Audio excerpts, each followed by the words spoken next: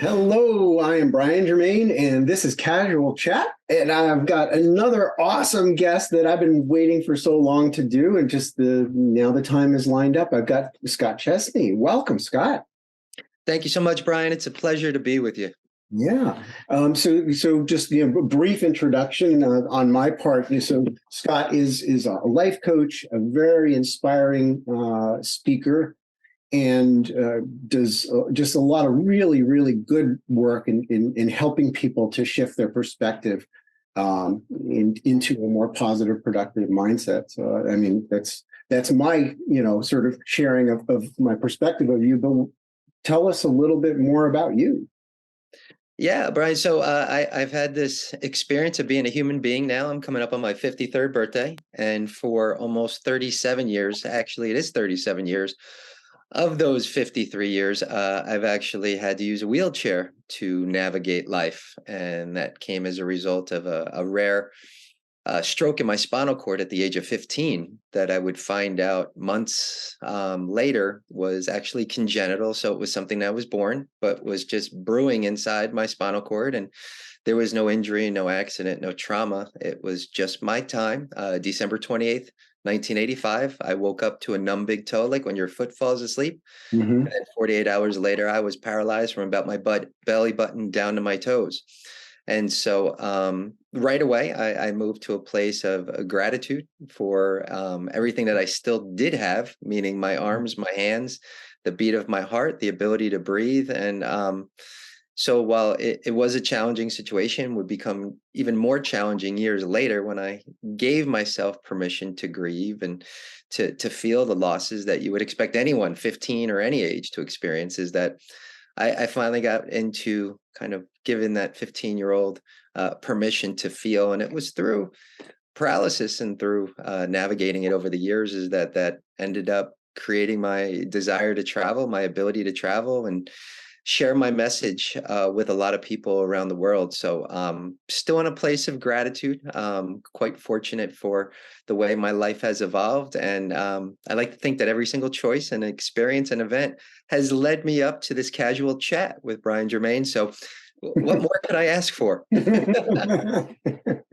Yeah, well, you're doing great. In excuse me, the part that caught my ear a little bit was that at first you shifted into a strong positive response, I guess because of who you are, right? Because of your resilience and the power of your will, and then later had to sort of go back and find these dark areas that needed healing and processing. Well, it was resilience. I think anytime when we experience adversity and we kind of give ourselves permission or we just put it in overdrive and Mhm. move forward, that is resiliency, that is courage. What I'm realizing now, though, is that when you can really feel those feelings rather than suppress them. So Mhm. whatever it is that you're feeling in that moment, that's where I take it to the next level of resiliency and courage. And for me, it was 12 years later. See, when something traumatic happens to someone, sometimes it hits them right away, even to the point where people take their lives. And I'm never here to judge another human being, but some people, it's just enormous with regards to the loss and the pain and the struggle Mhm. that they can't handle it anymore. Yeah. And then you have other people who will feel those feelings right away and be able to heal emotionally and mentally. Mhm. What I believe is that we all have almost like an imaginary backpack.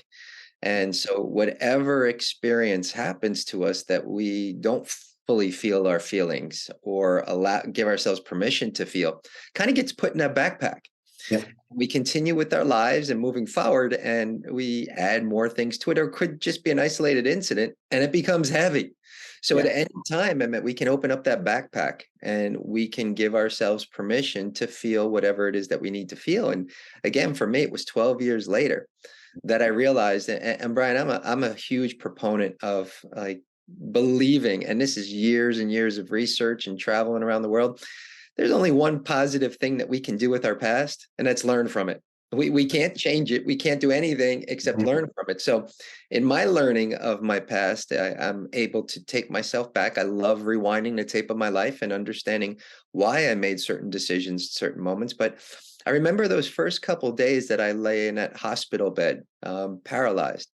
And I remember looking outside of my bed and seeing my mother, my father, my brother, and family and friends around that bed with golf ball shaped eyes with tears in them. And I know, not even consciously, right, but subconsciously, is Yeah. that I made a choice in that moment to say, you know what, all that pain that you guys are feeling out there is far greater than anything I can be experiencing. So I know that in that moment, I suppressed it. I put a smile on my face. I did everything in my power to let them all know that I'm okay. Right. Because Yeah. that pain that they were all feeling. And 12 years later, I finally said, you know what? That 15-year-old kid, his life was all about movement, football, basketball, baseball. I mean, going down the Jersey Shore, just like being free in his body, that was all taken away from him. He had every right to feel angry, to feel upset, to feel dejected, to feel depressed. And Mhm. so I allowed myself 12 years later. So that's the beautiful thing about this imaginary backpack, Brian, is that we could feel those feelings at any time. And while it doesn't change the past, it helps us to reinterpret, put it in its proper perspective, but it makes life lighter. Yeah. So forgiving myself for not like allowing that 15-year-old, forgiving whatever else was going on, realizing that forgiving doesn't mean forgetting. But Yes. I'm absolutely there, Brian. And I know people will say that, we can kind of make sense of anything in our lives. And yes, that's the truth. But Mhm. I would say the mind thinks, the heart knows. I'd much rather be in my knowingness. My Mhm. knowingness tells me is that, wow, there have been so many tremendous learnings Mm. from my past that has brought me to that next moment, to have brought me to the moment we're sharing right now. And in all seriousness, it's all good. It's all good. Yeah. Yeah. I mean, we're going to die in the end. And the question is, did we learn what we came here to learn? And sometimes the lessons come in ways that we didn't expect. And we just have to accept that that's our path right now, you know? Yeah. Absolutely. Absolutely. Yeah. Yep. Yep. Yeah. That's wonderful. You referred to, the idea of reframing the past, in a way, not just that we learn from it, but we feel differently than our initial, especially if we're initially responding with, oh my God, this is a disaster. My sense of normalcy and what I would call bare minimum of certain things, whether it be food, water, the amount of rest that we get, the number of vacations that we take. There's a point where our evaluation initially, our base frame beliefs about what is enough have to shift, to how much pain and suffering and how much struggle our life is going to have, to just say, yeah, I have to embrace the fact that I'm in this now. Absolutely. You know what? I love that you just shared that, because I just had a dear friend share with me yesterday. Because I said one of those things that I don't want to say struggle with, I can continue to process, Mhm. I continue to grow and learn from, is that line, Mhm. I am enough. Yeah. Conversely, I'm one of those people that is constantly saying, I'm not enough. I'm Mhm. not enough for myself. I'm not enough for my wife. I'm not enough for my kids. I'm not enough like for this world. So it was interesting. And this person put it in perspective, and they said, Scott, so she's attended a number of my speaking engagements and basically said that you're constantly using the phrase that we're perfectly imperfect, Mhm. which I absolutely believe we're perfectly imperfect. So if that's the case and we're perfectly imperfect, then we're not enough. Are you Mhm. okay with not being enough? And I'm like, the way she just said it, it just totally Mhm. brought a calmness and a peacefulness to my life. And Mhm. so, whereas I've been trying to force feed, like, I am enough, is that I looked at the other side and saying, I'm not enough. I'm perfectly imperfect. But that continues the journey. But I do think that there are moments where you can say, you know what, I am enough, Mhm. and it feels right. But to say that that's how I need to feel, or anyone else needs to feel all the time, everything, I'm thinking now, and this is funny because the journey continues and we learn, is that The moment where I say I'm enough in all areas of my life, you dig a nice hole in the ground, Brian. Yeah, You put it's dirt on over. it. There's no reason to Yeah. grow and evolve and be here anymore. So it Mm. was beautiful insight and something that totally resonated with me. And I think anyone listening to this right now has had a moment in which he or she has said, I'm not enough. Yeah. And whatever it may be, personal life, professional life. And in that moment, you may not feel that way. But I think what's very important, this brings us back to kind of like gratitude. Yeah. In certain areas, we are enough. And Yeah. yet maybe those areas where we don't feel we're enough, that's the journey where it continues. That's the path. That's the growth. Those are the experiences still not having been had yet that I think helps us to create momentum moving into the future. Yep. Yeah, I'm noticing that there's something in my mind that says that if I get too comfortable, too thankful, and too accepting of absolutely everything, I'll lose motivation. Yeah. You Right? lose that Lose that. edge, you lose that Right? drive, whereas it deepens the experience. It actually propels you even further. Yeah, and I love that, Brian, because I think that's where the mind takes over. Is that if I say I'm enough, the mind takes over. So I absolutely believe we're conditioned to listen to our minds, like whatever our minds tell us. And I believe that when our minds are leading the way, it's about fear, it's about disbelief, it's about playing small in life. Where I've realized, obviously, through my paralyzing experience, and anyone out there can relate to times of adversity, whereas, yeah, we go into our heart. That's where we find the courage to go forward. So when our heart's leading the way, it's about courage, expansion, subscribing to the belief that anything is possible.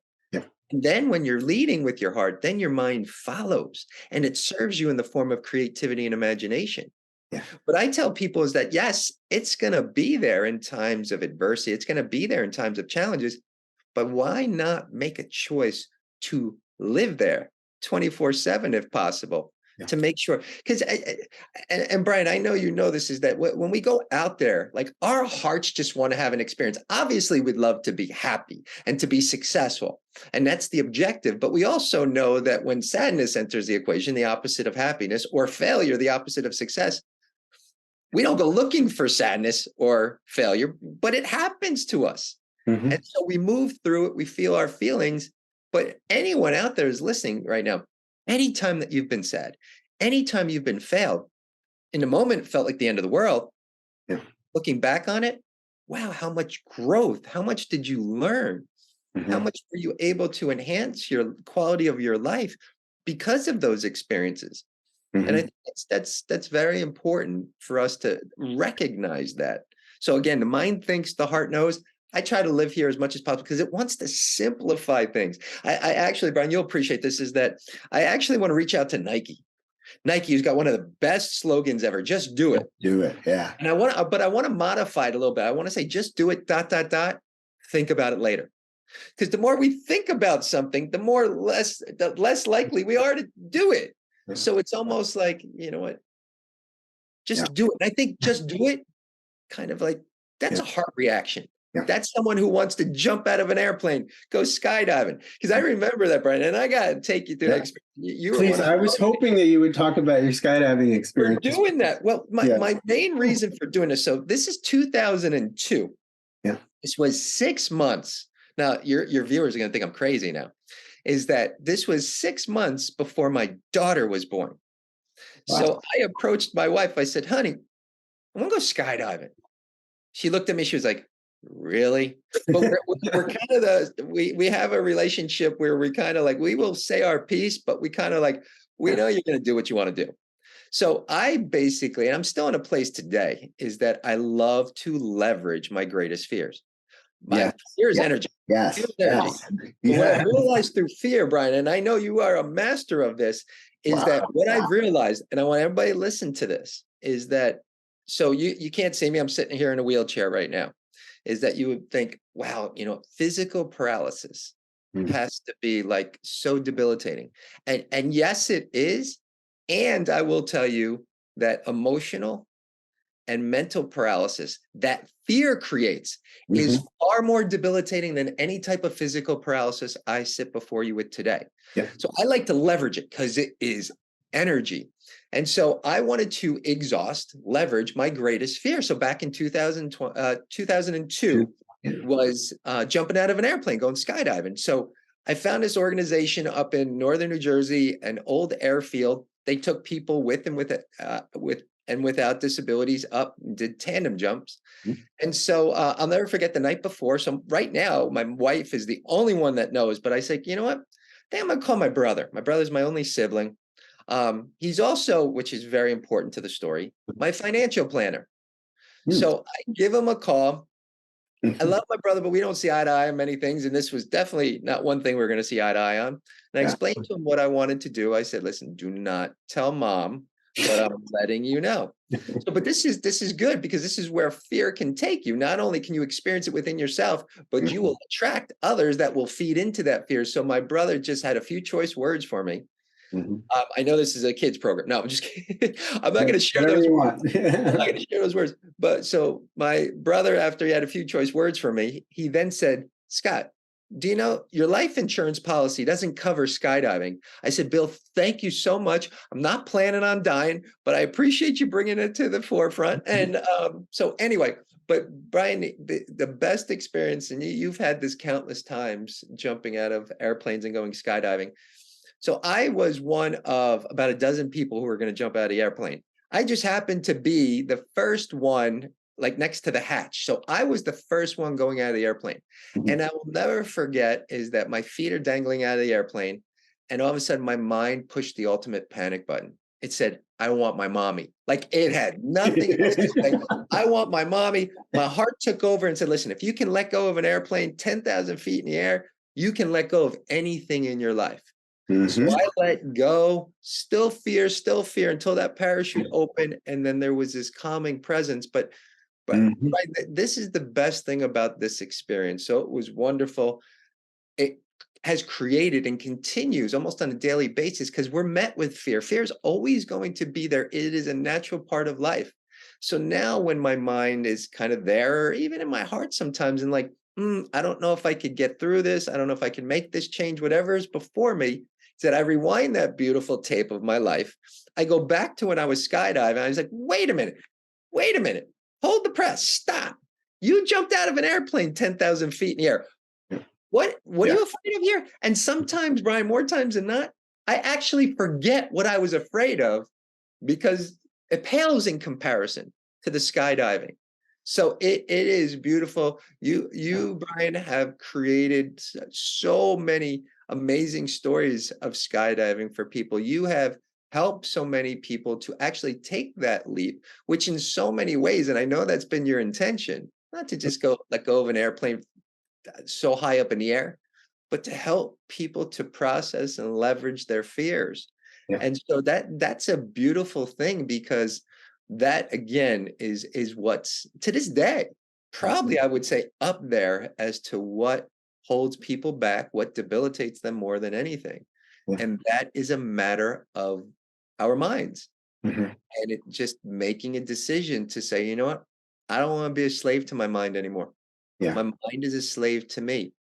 I'm going to dictate. So right now, so I'll ask questions of my mind and it'll give me answers. And I even did this very early on with like breakfast. Okay, what are we going to eat for breakfast? And my mind would like tell me this, maybe a sugary cereal. I take a deep breath. Okay, then I would ask the question, which I know is going to sound silly to our minds. What does my heart have to say? And when I ask the question, what does my heart have to say? Simple, profound answers. And so that's the just do it for me. So my heart's going to tell me with regards to breakfast, no, eat that oatmeal, put some fruit on it and everything, and do a little bit of some flaxseed, put it on there. And so I'm trusting this process. Now it's like so natural to me. I don't really even have to ask the question because I have the intention to live from my heart. And so it's guiding me. But then I realized the creativity and imagination that follows, that this beautiful mind delivers, that's the perfect storm for me. That's the perfect storm when they come together, but again, with the heart leading the way. Yep, absolutely. Oh, so good. So good. That transition is it through from being a passenger in an airplane to doing this very, inhuman, maybe superhuman thing of flying towards the earth without an airplane is, I just love how it's a metaphor for letting go of an old model and realizing that your fear will not kill you. And the minute you realize that and accept that and are willing to sort of stay in what I call the hot kitchen of your intense emotions and accept that this is part of this experience that has more value in it than it does suffering. Absolutely. And we have, Brian, we have. And I've been one myself. I've been a drama king from time to time. And I know we have a lot of drama kings and a lot of drama queens out there in which our minds tell us something. And then like, really? Is that so? I love to just watch my mind on like the screen. There's a screen up there on the screen of my mind. And I like to be the observer to that movie now. Mm-hmm. And it's almost like I know what that film is playing out. And wow, is it dramatic? Yeah. Wow, is it like earth shattering? Wow, is it so not gonna happen unless I insert myself as a character in it? Mm. And so what ends up happening now is that my mind starts to like realize that like I'm laughing at it. I'm Yeah. smiling at it. I'm like, okay, I've seen this movie countless times now. Yeah. Little modifications here and there, but okay, are you done? And then when I say I'm done, all of a sudden heart opens up and is like, okay, here's the real answers that you want and everything. But Right. I really want to encourage people because it takes discipline. Yeah. Because again, I'm absolutely convinced, Brian, that we are kind of like brought up to answer to this. What our minds tell us, Yeah. that's what we subscribe to. That's what we believe. And for the most part, is that the mind is very controlling. The Mm-hmm. mind loves to knock you back into the past and not in a positive way, to remind you of times when you have failed, times when you haven't succeeded. And you might say, why does your mind do that? Because then it has control over you.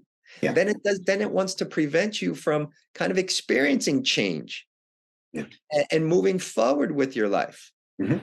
That's why there's so many people, Brian, today, and my heart goes out to them. And I know that I've been in that place from time to time, a place of depression.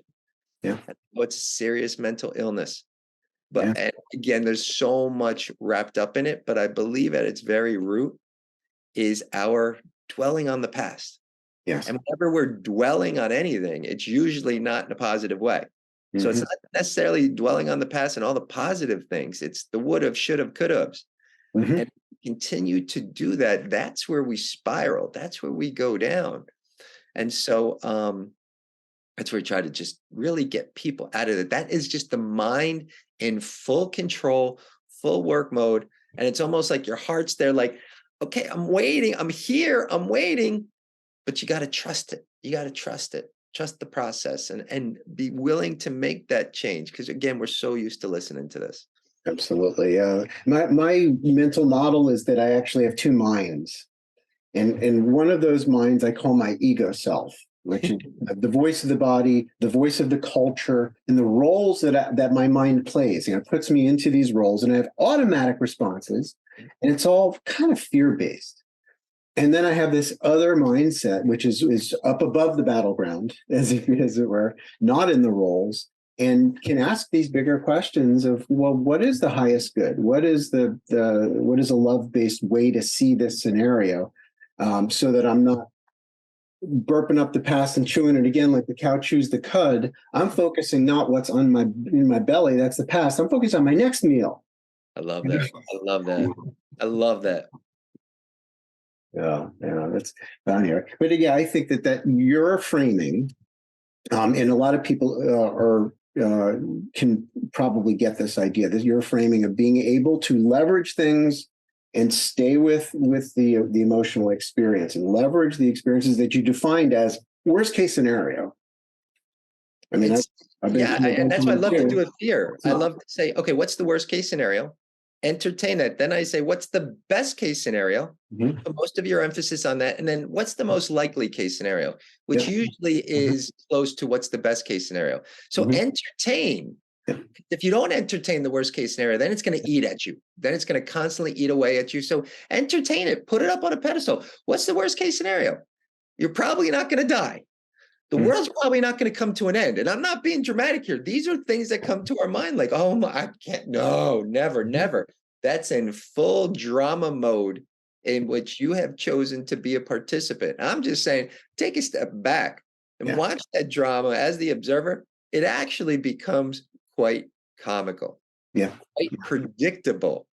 Because you've played the movie countless times, Yep. just sometimes with a different scene from time to time. Yep. Yeah, we become Piglet. The sky is falling. You know, Yeah, everything. yeah, there you go. The worst thing ever because you believed you didn't even know it. We all do that. This is my threshold for acceptable experience, and if it's not that, there's this panic thing. It reminds me a lot of when I've done a lot of meditating in my life, and some of it was like a really long, month long silent meditations in the mountains at Buddhist retreats, right? And I've discovered that there's a place in me that is just raw panic. Mm, And I don't define it as who I am, but it's a part of my mind. It's a part of my consciousness. And I believe it's a part of the human collective consciousness to where I'm sitting there and I'm like, I got to get up. I got to move. I get like, I'm starting to really get fidgety, uncomfortable, where I'm just gasping for air, almost like I'm swimming under the ice, trying to get to the next hole to get air. And I'm realizing now through meditation and lots of other things that actually that panic is something that I can step out of when I'm having it mm. and observe the physiology, observe what's happening in my body, and sort of keep letting go of the thoughts that are spinning that wheel, that are adding power to it. But that panic place, it's scary. Absolutely. Brian, I love because I'm a strong proponent of meditation too. And that's a perfect example. I'm back in Jersey, but I grew up a kid in New Jersey. If you had asked me, like growing up and everything about meditation, Yeah. and I say this with all due respect, my wife is actually from India. She moved here when she was 7 years old. It's my favorite country. I've been there 7 times. But if you asked me back when I was a teenager, a kid growing up and everything about meditation, I would have said, you go to the toppest hill of India, toppest mountain of India, and there's a guy sitting in an orange jumpsuit. Like that was my belief. I want nothing for it. I'm going to go as far away from that as possible. Mm. And what I've found in life now is that those things that I resist most in life are usually something that are going to help me. So meditation, Yeah. one of those things that I discovered much later on in life in my late 20s. Mhm. And it to this day, it is something that everything else that I have researched kind of pales in comparison to with regards to being able to calm your mind, Yeah. being able to go to that place of stillness and silence, which is just so powerful and so needed, but also still full of creativity and imagination, which is productivity because the mind wants to say meditation is not productive because silencing the mind in some way or pausing it from time to time, your mind wants nothing to do it. So it's going to give you every excuse to chat. It's going to give you every excuse to think and do all that. But Yeah. then once you realize that, wow, you know what? No, you're Yeah. going to take a back seat. You're going to become the observer through this meditation, whatever meditation you like to practice. So I want to encourage everyone. I'm getting that a lot lately is that a lot more people are trying out meditation, Mhm. but then real quickly is like, I just can't, Scott. Like I Yeah. can't let down Yeah. my mind, in which, first of all, you haven't given it enough time. Second of all, there are countless types of meditations out there. So Mhm. I'm going to say find the one which you resonate with the most. And also, and I have to share this story with you, Brian, is that, and with your listeners, is that, so I learned meditation, as I said, in my late 20s. And I got a beautiful opportunity to study with Dr. Deepak Chopra, who Cool. actually taught me primordial sound meditation. So I'll Okay. never forget, we're actually in La Jolla, California at the Chopra Center for Wellbeing. I think it's in Carlsbad, California now. Yeah. Yeah. We were going to be there for a few weeks. Then we were going to India for his Seduction of Spirit retreat. So in La Jolla at the Chopra Center for Wellbeing, I'm one-on-one teaching. I'm learning how to meditate. So the Wow. first day that I learn it is that I'm, again, in this wheelchair, but with my arms in my hands, I do transfers in and out of the wheelchair. So I transfer down onto the ground.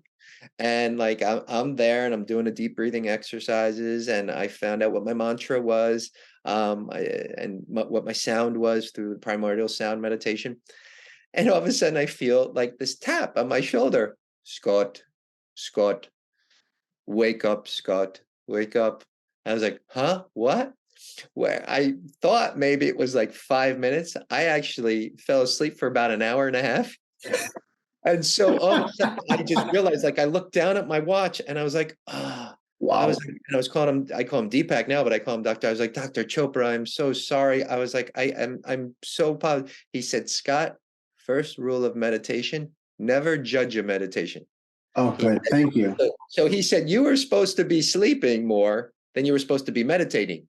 He goes, 2 weeks from now, after practicing this several times a day, if you're still sleeping, then we have a problem. And Yeah. I thought it was Yeah. beautiful. Yeah. And that's the truth. So if anyone out there is struggling with meditation and, oh, it's not flowing, or I only did it for 5 minutes, or I had all these thoughts, is that's exactly where your mind wants you to be. Yeah. Whereas, you know what? You had the intention to meditate Mhm. and something either distracted you, or maybe it was a thought or something creative that came up that kind of pulled you up. But Yeah. don't judge it, knowing full well that either later on in the day or tomorrow, you will do it again and you will probably see sizable improvement. So Yeah. I love that whole, but that applies to anything, is that the less judgmental we can be. Again, another method of our minds. I Mhm. think the more that we have the ability to connect within ourselves, but also connect with other people. Yes. Yep. Absolutely. Full acceptance, radical acceptance. I love that term. Radical acceptance. Absolutely. That's Absolutely. it's a good one. Yeah.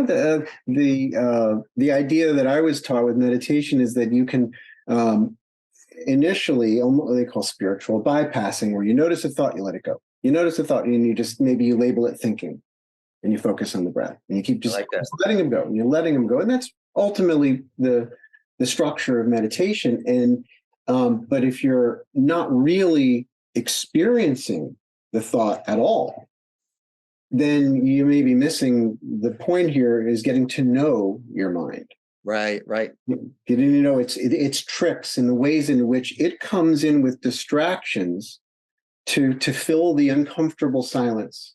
right. And to me, the idea is to touch and go, to That's a great way of putting it. be I here. like that. I Yeah, like how you worded that. not just go and go. Right, Next. right. You know, Yep. I'm looking for the silence behind in between the notes, so to Yep. speak. But sometimes my mind is busy, and I can't hate myself for it, and I can't decide that this is an inappropriate way to meditate.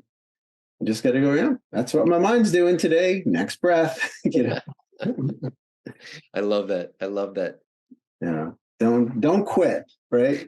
Like the master said, the guy's meditating in front of the master. He's like, I can't do it anymore. I can't. I got to get up. This is too much. It's like stifling. And master just says, sit back down. There you go. And he sits back down and he meditates and he meditates, and hours go by, and he has this expanded consciousness experience where there's just absolute silence in his mind, and he feels one with every single atom in the universe. It's all one, and he's just filled with this love energy. And he gets up and he goes to the master's feet. He goes, thank you so much for telling me to sit back down, because that's what I needed. I just needed to keep letting go. Oh, thank you so much. And the master says, sit back down. Perfect. Perfect. I love it. I love it. Yeah, the spiritual part is so, I mean, spiritual means a lot of different things to a lot of people, but I'm going to guess that you have an element of spirituality that helps you, that serves you in a perspective that really has been instrumental. Oh, a huge. So I was actually brought up Protestant, um, in a Christian church. And when I turned, I guess it's 14 years old, in which I got confirmed from the church. My parents had said, listen, you can continue with the church, or you're free to be on your own. Now, based on how much of an obligation it was to go to Sunday school every Sunday and to get dressed up and go to church, and this is when I was still on my feet, I couldn't run fast enough away from the church. But there has never been a day since in which, you know what, I haven't prayed to God, which I believe is talking to God, and which I meditate, in which I feel like I'm listening to God. So I don't align with any one religion at this time. I have an acceptance of all religions, and I've studied all religions, but I'm in that place of like, you know what, if you are treating yourself with love and respect and treating others with love and respect, who am I to judge how you're getting to that place, whether it be with or without religion? Yeah. So I'm in a very spiritual place now. I'm open to, if that was ever something that like I was like drawn to or resonated with, open myself up to like embracing one religion and kind of setting up a foundation there. But I don't need it. And my wife's kind of in the same place. My wife was brought up Hindu. Yeah. So she kind of moved to a place where she has the utmost respect for that religion, but is more spiritual now. And so I share that because we had a decision to make with our children. So I have a 20-year-old daughter and I Mhm. have a 17-year-old son. So bringing them up and everything, and we had kind of two traditional families, one from India and the other one who basically was brought up in the Christian church. We had two opposing, not necessarily different religions. They're very different. Yeah. Both were looking for us to do the same thing, like pick Mm. one or the other. Your children need to have some foundation in place. And I said, we don't resonate with any of them right now, but yet we've had our children in, whether it be a Hindu temple, or whether it be a Christian church or a Jewish temple or anything else. They've had like a lot of different experiences, and we'll have more as they grow older. Yeah. But we talk about like energy. We talk about like a supreme being, something bigger than us all. And how they identify with that, I absolutely believe it's their journey. Mhm. It's their journey. So if it's Yeah. crystal clear to them now, so be it. If it's not crystal clear, your journey continues. I'm, again, almost 53 years old, is that it's not crystal clear to me, but it absolutely feels right and resonates with me. Yeah. And that's why my journey continues and so forth. So yeah, as you know, it's spirituality, and that came as a result of my travel. So to date, I've been to 43 countries. I Nice. studied about 70 alternative complementary forms of medicine, going back to their very roots. So like acupuncture in China, Aboriginal healing in Australia, psychic surgery in the Philippines, hoping to improve my own situation, but also to share that Yeah. with others who might be paralyzed or battling some kind of ailment, disease, or Mhm. injury. And I absolutely say wherever we went in the world is that, there was that component of spirituality that was woven into many of these experiences, which I think just kind of drew me in even more. Yeah. And yeah, so it definitely has worked for me, continues to work for me. And I'm just still I'm still just a student of this thing called life. And where I can in terms of being a teacher, so be it. But I always say to this day is that the world has been my best classroom, and Yeah. all these life experiences, that's the class. Those are the classes, those are the mastery classes, which I think are pretty amazing. Yeah. Yep. Yeah, that's true. Yeah, well, I think of well-being as kind of the, that triangle of mind, body, spirit. It all has to be in balance. Yep. Like, Brian, I'm listening to you, but I realized that I mhm. never plugged my computer in here. So hold on Oh, one second. okay. I think there we go. Sorry about that. No, Wait it's okay. a minute. Why did that little battery come up? I Mm, feel like I have enough energy to power up my computer, but I think it I I've don't had know. it die. Yeah, in the middle of interviews. Yeah, I've had it die. Yeah, and they just wait in the Zoom meeting. I'll be back. There you go. I'm glad you caught it. Well, the mind, body, spirit balance, right? To me, that's really vital.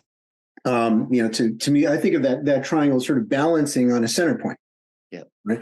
And if any one of those is not getting, its due focus, it's hard to truly be well in an overall sense. And that's a tricky one when somebody says, "Well, I'm not spiritual. I don't believe in that stuff." Mhm. And I'm science minded or whatever, which is a form of sanity, right? If you don't know science, if you don't trust science, you don't think scientifically, well, the world is really confusing. Right. So Right. I think that's great. I'm a fan of science. Um, Absolutely. but the overlap zone, we talk about different religions having overlap zones where there's a common thing of like human kindness. You can be an atheist and value human kindness. You can be an atheist and understand the value of compassion. Right. And Right. so, and the experiences, you could call them spiritual experiences that we can seek out of being out in nature, for instance. That's kind of my thing. Yep. And sitting in silence and just observing, call it the energy field, call it, Gaia, to tune into life. That's a spiritual experience too, regardless of how you want to frame it in your mind. I think it's important to recognize that the spiritual experience of paddling a kayak and the rhythm of it and being tuned into your senses in this now and this wow experience, that isn't different from what somebody gets when they're in a church with the incense and the music, the rhythms that create this kind of meditative state. It's all kind of overlapping in the way that the brain is, or the mind is helping to add some buoyancy to that side of the triangle. Absolutely, absolutely. There are universal truths, and I think you'll find them in all religions, and you'll even find them in those beliefs that people who don't follow a religion have. And you brought up kindness, we bring up love, we talk about acceptance. I mean, these are universal truths, and I think we all kind of just focused on those when it comes to connecting with human beings, and focused on those. I think, wow, you know what? We probably can connect. I know that we can, and I make an effort at it every day to connect with any human being. Brian, I've been in prisons where I've been with inmates who will not be leaving that cell for the rest of their lives. Yeah. I've been with people from so many walks of life and everything. And so whoever it is that I meet, is that I always try to find that human being quickly. Mm-hmm. Human being who I can remain connected to. And it doesn't mean that I condone one's behavior. It doesn't mean that I necessarily condemn one's behavior. It's just that, okay, where inside you is that human being Mm-hmm. that at one time was connected, and maybe, just as we all have at some point in our lives, has disconnected, and maybe, just maybe, I can help you to reconnect, and you probably will help me to connect even more. So it's just Yeah. I'm really trying to make more of an effort to simplify my life, to Mm-hmm. find that human being, to become more fascinated with stories of people, to understand why it is that he or she made the choices that they had.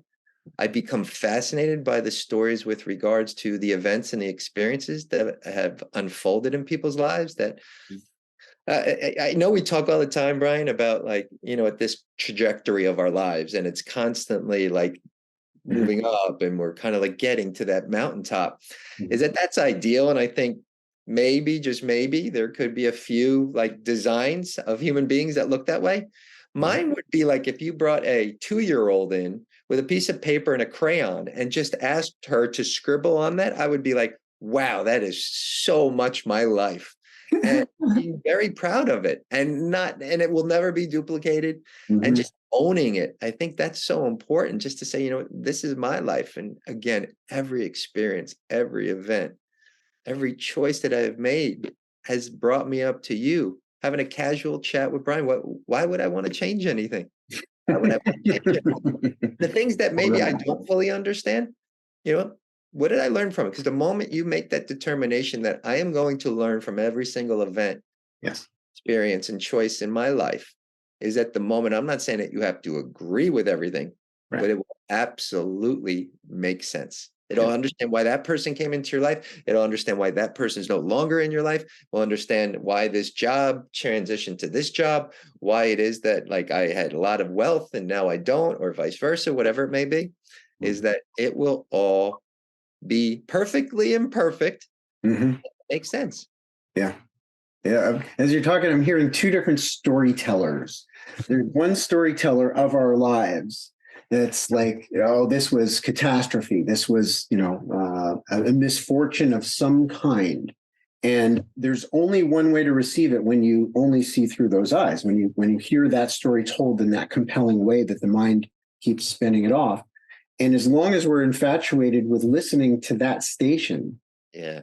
we can't hear the other station. You're The right. station that can sort of morph our perspective on it to see the value in it. And I'm not saying there's no such thing as an accident, but we can make that into something that is I think the more that we listen to the stories of others, the more that we can bridge that gap within ourselves and understand it better. And that's where we can relate. So I could put 25 people in front of you, and obviously there's going to be so many differences that you share.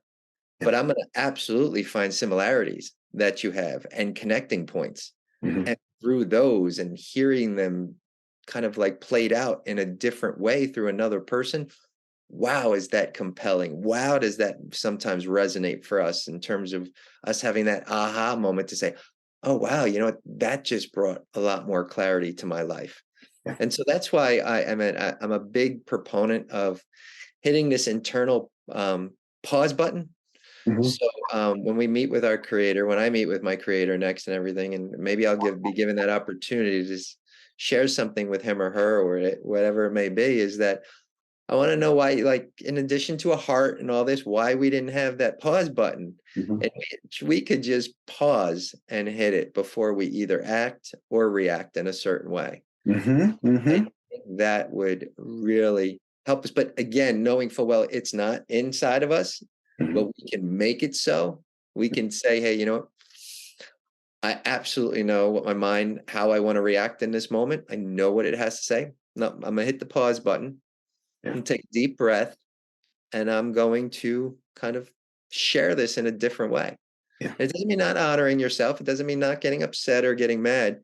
It just means you're going to be grounded in that experience. Mhm. You're not, we're acting, we're reacting too quickly in our lives Yeah. to certain things. And things, I know we have to act quickly and react quickly in certain areas of our lives, but Mhm. we seem to be doing it in too many of our lives. And I know I'm generalizing, but Right. Yeah. it gets back to the stillness and silence. It gets back to pausing. It gets back to all these things that the rational mind wants to say is not productive. Yeah. Whereas I would question that and say, wow, yeah, I think I've learned so much about myself Yeah. through moments of stillness and silence. Mhm. So this is why I want to challenge your audience to do too, is that go over life's opposites. Like, how would we know pleasure if we didn't know pain? How would we know success if we didn't know failure? How Mhm. would we know light if we didn't know darkness? Um, Contrast. so many different things in our lives, but usually there's one or the other that we struggle with. So for me, and again, my path is different from everyone else. My life, especially before paralysis, and then even with paralysis, was all about movement, was all about talking, was all about this. So, okay, Mhm. what's the opposite of those? What's the opposite of movement? Stillness. What's the Mhm. opposite of talking or sound? It's silence.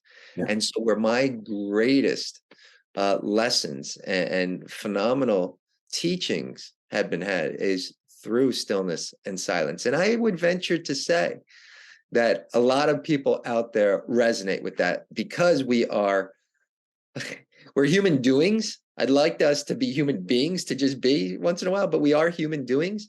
Mhm. So the pace of our lives and everything, by bringing it down a notch, for Mhm. hitting the pause button, to going to a place of gratitude for not necessarily having to talk with someone Mhm. who's right next to you, but taking a moment of silence and just to be there with someone. This is Mhm. something we have to make an effort at, because I think at some point in our lives it was natural, Mhm. but then we made it unnatural Yeah. based on the busyness in our worlds. Absolutely. Yeah. Content focused and climbing all of our mountains and chasing all of our idols, to fill a space of deficiency where you don't feel like you're enough to love yourself, that you're waiting to achieve to get the rewards. And I love how you're saying in any given moment, this next breath is an opportunity for you to step up out of your timeline, Yep. your urgent compulsions to act and think a certain way, to step up out of it into the silence that at first feels, like kind of horrible. I notice when, especially if I'm in, an elevated state like that, a negative one. Initially, my silence is not a comfortable place at all. It's like I have to stare even more intensely on what I don't want to look at. Right. But if I remember that the silence isn't empty, Mm. the silence is when my ears start to hear the love, Yep. starts to feel the love, smell the love, be immersed in the basic vibration of the universe. Right. That's the way I look at it. And you call that a little bit too airy fairy for some people as but that's Yeah, I my love it. perspective. Is You that bring up the word uh, uncomfortable, Brian. You bring up the word uncomfortable. So what's the opposite of that? That's comfortable. We mhm, all talk about comfort zones. And I'm one, I'll even tell you sitting in this wheelchair chair right now. It's a comfort zone for me. Oh, there's so many ways that it serves me. yeah, And so my whole thing is obviously having that goal and that aspiration to regain movement yeah, and to walk again, to reclaim movement. mhm, And I have to remind myself that all these comforts that being in this wheelchair has brought, they're going to come along with me when I do regain movement, but in a much healthier, productive manner. mhm, And so wherever we are in our lives, if you're like, I want to make a change and this isn't right and I'm not happy and everything, just own that wherever you are right now yeah, is that it is serving you. And it's serving you because you have created a nice comfort zone. So while it's serving you and you're protected and you are absolutely gaining things, for yeah, you to be asking those questions like, what do I need to do to be happier and mhm, or more successful and so forth, is that's good because you're challenging that comfort zone.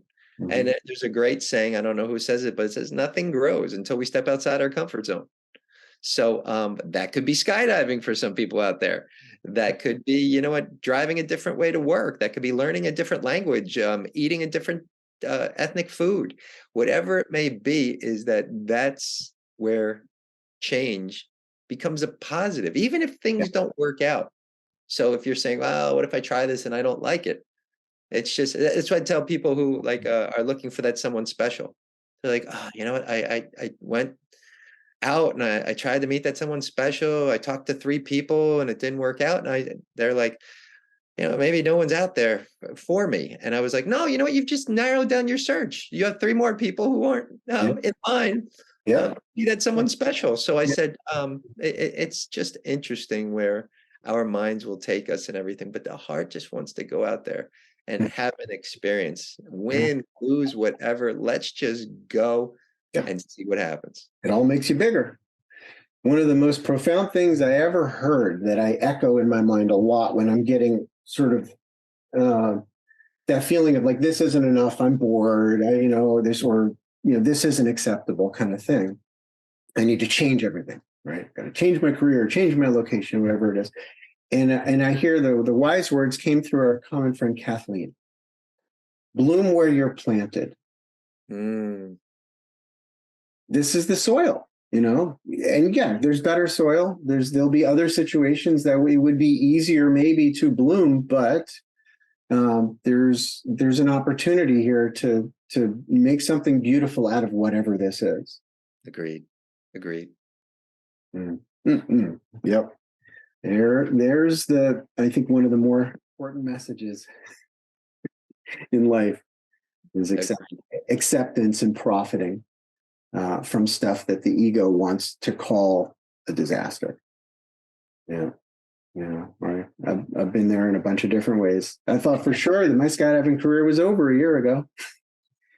It was kind of a terrifying thing that, when you don't trust your heart, I mean, what a metaphor, right? Yep. The ability to pump blood through your body. If you can't do that, well, none of this stuff is going to work. And I was afraid of getting my heart, fast. Every time I exercised, I'd go hike again or whatever it is, and it would get going fast again, and it felt like I'm having another heart attack. Um, and okay, arguably, there was a couple of times where I put myself maybe into too much risk, flying a paraglider with too much wind and turbulence, So it's doing this thing, and I noticed this mortal terror, quite literally mortal terror, that would come up, and I had to continually just let go of that fear, frame it as what it is. My heart's just going fast. That's all. I'm not going to get back on the horse in life until I face this fear. That having an elevated heart rate is also euphoria. It's also joy. So I have to go there. I have to risk it for a biscuit. My old boss used to say that all the time. Let's risk it for a biscuit. I love it. Yeah, well, we designed parachutes together, so we took a lot of risks together, and I think it's a wonderful awakening that we can have in the middle of our fear to recognize that we can let it go and stay with the why, stay with the reason why you're putting yourself through this. What's on the other end of this? Where are you going with this? Beautiful. Beautiful. Yeah. Yeah. Cool.